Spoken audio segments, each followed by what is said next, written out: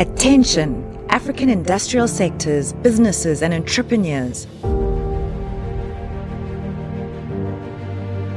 Are you ready to unlock the full potential of Africa's industrial landscape?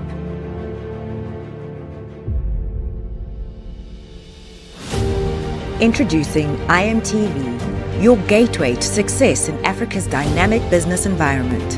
Whether you're a seasoned entrepreneur or a budding innovator, IMTV is your go-to destination for educational insights, invaluable information, and unparalleled networking opportunities. Join the thousands of forward-thinking individuals who are already benefiting from IMTV's cutting-edge programming.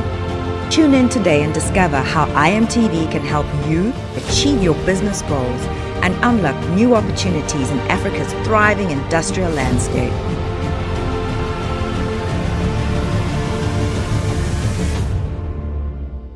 Welcome to our MTV. Welcome to 1 Hour with our industry in Africa. A show brought to you by Impulse Radio, of course.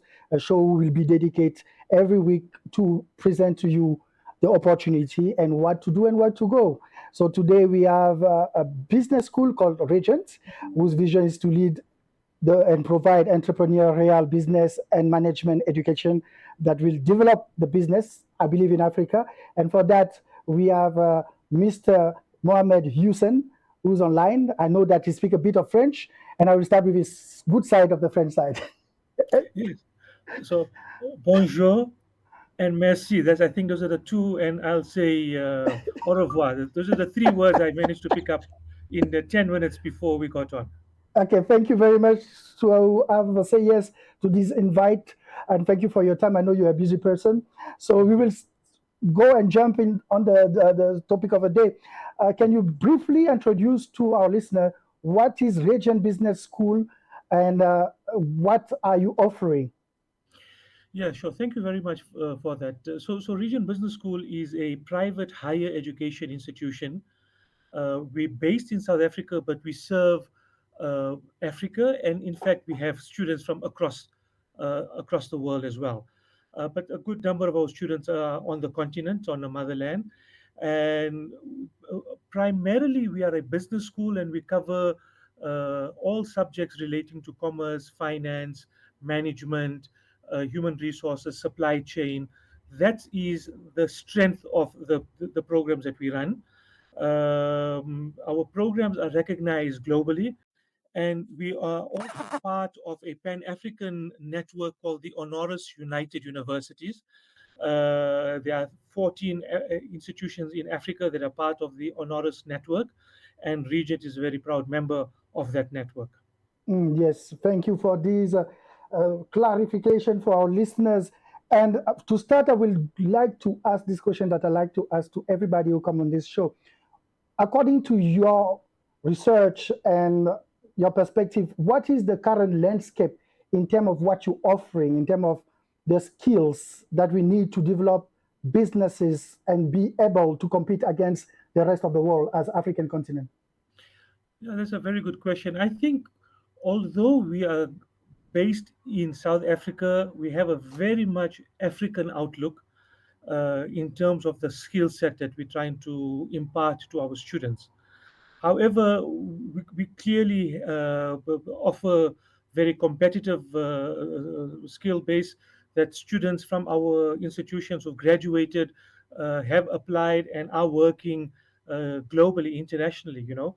So for that matter, although we have a African focus, we think Africa time, well, we've been saying Africa's time is up already for many years, and so the focus has been about improving and uplifting the capacity and the professionalism in Africa. That said, we constantly relook at our courses that we're offering in order to find the most relevant and in-demand skills. And that's very much infused into the program that we have. So a Mm, student who may have graduated with us, let's say 3 or 4 years ago, would potentially, if he had to re-register with us, get at least 20 to 30% new content so that we constantly striving for that. How do we keep our programs relevant and to meet the demands of industry on the continent as Mm. well as outside of the continent? Yes, thank you. So I know that you use also a lot of tech to Ye- basically be able to provide your service across Africa. Can Yes. you tell us more about your e-lead lab? What is it Our and what is eyelid it lab, for? yes, our Yeah. eyelid lab. So if you can imagine, we are a business school with your typical, business offerings. But Mm, about 5 years ago, we were driven primarily by our MD to say we have a responsibility to our students and to graduates to give them a level of training and competency and exposure to 4IR. Everyone talks about 4IR, and mm, how do you translate 4IR for the real world at a student level, especially in a business school context. mm, And one of the outcomes of that was the establishment of what we call the iLead Lab. And basically, it's a technology hub within our campuses. So we have 5 campuses in Southern Africa, and each campus has a iLead lab, a technology hub. And the mhm, kind of things that we do there at the very basic level is something called laser cutting, 3D printing, some robotics, some coding, some AI, now that it's become sort of the new flavor of the month for the past year and a half. And the idea is to equip our students who, although register for business qualifications, business degrees, get this additional skills at no cost. mm, But the advantage is when they graduate and they come into the workforce, they have a skill level that, if I can translate it as plug and play. I mhm, don't know if that makes sense to you. Plug and play, meaning they have a skill set beyond the academic criteria. They understand 4IR, they understand the link of it into the environment in which they're going to work. And that gives them sort of a foot up or a leg up in terms of starting in their career paths. yes. So can you tell me why now? Why is it important for your institution to attack this sector, the business? Will you say that the African have a crisis in terms of business capable of running and competing against the rest of the planet? Oh no, absolutely. I mean, there's no doubt about it, and maybe I'm going to give you an answer partly biased to South Mm, Africa because the majority of our students are South African based. mhm, Uh, uh, Many of our students are well located in industry mm, right across the South African corporate sector, you know, and many of them are well positioned and well placed in their own sectors. So clearly, the skill set or the educational program that they would get through Regent gives them an opportunity to get into places that would ordinarily not be accessible. And we know that, especially at a corporate level, you need a relevant qualification to allow you to sit around around the boardroom table, mm, or in the C-suite, if you wish, right? mm, And so certainly the training is about, and the experience that we try and give people is very much rooted in the continent, but also relevant to the corporate sector that they're going to eventually work in. mm. Let's move to the transformation because let's start it from South Africa, like you say, because you based in South Africa. What are the different tools, knowing that you have more than 85,000 students across Africa? In terms of transformation, what tools do you use to make sure that the youth understand the importance of that and that type of training? Yeah, so I think the iLead lab for R as a technology Mm, is key. Okay, and again, I want you just to place yourself in the mind of a typical student who believes that they come into a business school, and we have this notion that you are left-brained person, right? You mm, don't have, a typical sort of a business person, accounting, financial, etc., etc., are not necessarily the creative people. I don't know whether we want creative accountants. We certainly don't want creative accountants. We don't want you to do accounting in a creative way. Yeah. There's a way for you to do accounting that meets the industry norms and standards. Creativity is not a place for accounting. But I'm Mm, not talking of creative accounting. I'm talking mm, of creativity, you know, mhm, uh, and that comes then to things like design thinking.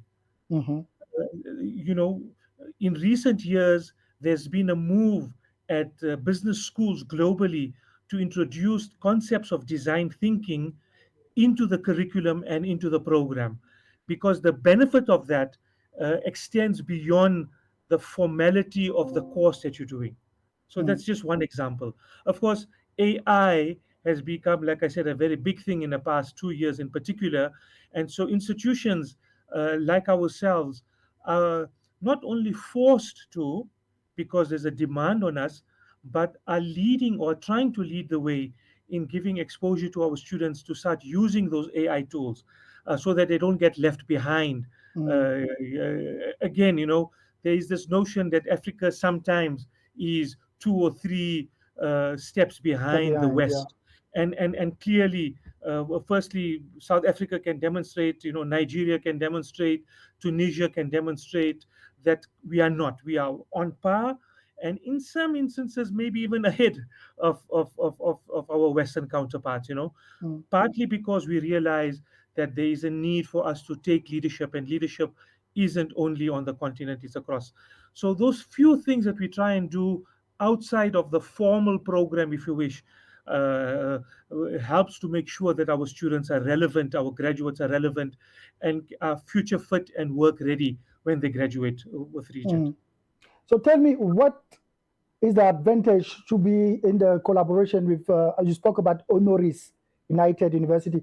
What does it give to Regents to be part of such organization to the student who want to enroll or who are already?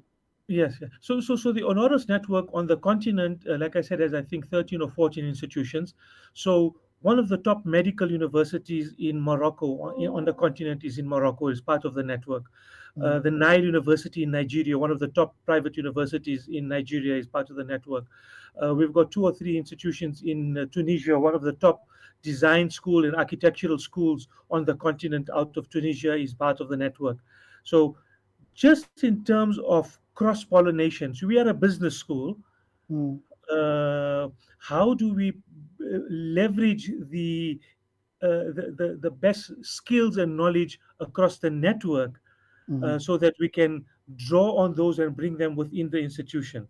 mm, Each institution is responsible for running its own program, but this multidisciplinary cross cross functionality mm, allows us to learn the best skills. Okay, mm, especially those institutions in the north of Africa, the Moroccans and the Tunisians in particular, their proximity to Europe allows them to bring in ideas that they are able to share with the rest of the continent in terms of the mm. network.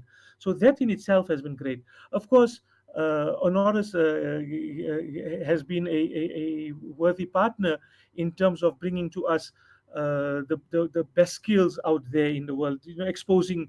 Otherwise, you are just stuck in your little fish tank, Yes. and yet there's an ocean of knowledge that you can learn and pick up from.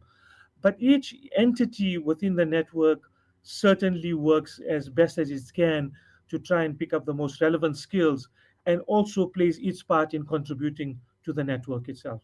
Yes, okay, you speak nice about the collaboration, the fact that you are not in our fish tank. We see also the lack of French countries in this network. Do you think Yes. that there is nothing to learn there, or you have a resistance for them to basically maybe engage with you? Oh, no, no. So Honoris is very much a francophone, anglophone type of setup. Tunisia and Morocco are just 2 examples of the institutions that are francophone largely. You know, Mhm, so no, no. Honoris is a very much a Pan African institution that looks at the network across there's no language barrier, if you wish to call it like that, Okay. but each institution runs their curricula, runs their lectures, and run the curriculum on their lingua franca. So in South Africa, irrespective of where you are on the continent, we run, unfortunately, the programs in our language, which is English, because the faculty that we have are primarily English speaking. It just makes the administration of the tests and the assignments and everything else easier as well. So if you want to be part of the of region, then everything is, of course, taught and expected to be in English. If you are in Morocco and in Tunisia, then you are expected to be taught and delivered in French. Okay. So tell me, do you have a plan or strategy to also reach the population or communities who don't have too much access to internet or technology? What is your way toward these market? Yeah. So the Regent model to date has been focusing on distance students. That means Mm-hmm. online and virtual. And in fact, currently, the majority of our students, probably 90% of our students, are working professionals, Mm-hmm. which means that their uh, uh, their time availability is not the same as a school graduate, a person Exactly. who can come in during the work. So a lot of our classes, for example, are held after hours, because you work as a professional full time.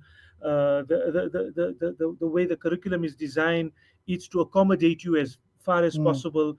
It's as rigorous as any other institution, but it respects the fact that you are a distant student and you are balancing life, family, work, and study.